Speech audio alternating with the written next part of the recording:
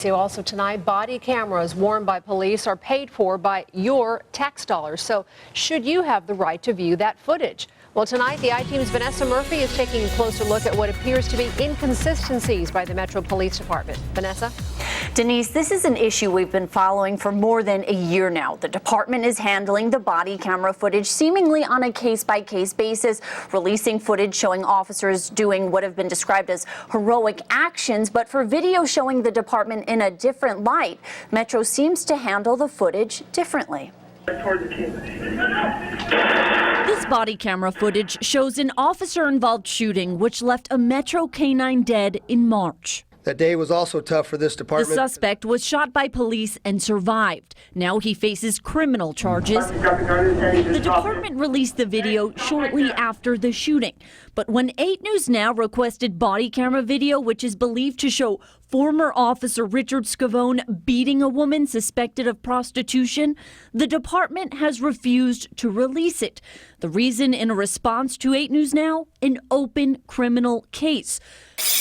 But wait a second, there's an open criminal case with that officer-involved shooting, and that video was released. It's declared by law to be a public record. Amy Rose is the legal director for the ACLU. The Metro Police Department describes its policy as, in part, allowing for inspection and copying of public records in its possession. But the department has also said requests may be handled on a case-by-case basis.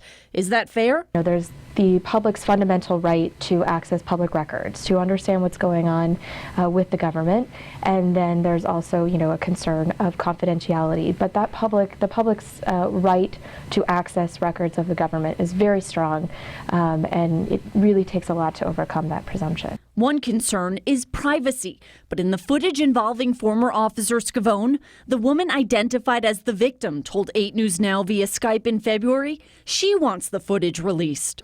What is the point of having a body camera if it's only going to be internal? Scavone faces federal charges. The U.S. Attorney's Office, which is handling the case, told 8 News Now in January it would not prevent Metro from releasing the video. And still, our requests have been denied. I'm not quite sure where their concerns are and why they are so concerned about releasing this if the prosecutors themselves are okay with it being released. Richard Scavone was fired from the department. The next court dates scheduled for his case are in June, and this is something we'll continue to follow. In the meantime, while Metro is refusing to give us a copy of the video, I've sent another request to at least view it. That's one option Metro refers to in its policy. Reporting live in the newsroom, Vanessa Murphy, 8 News Now. So, Vanessa, what is the procedure then if the public would like to request body camera footage? Denise, a request can be made in writing, by phone, or in person.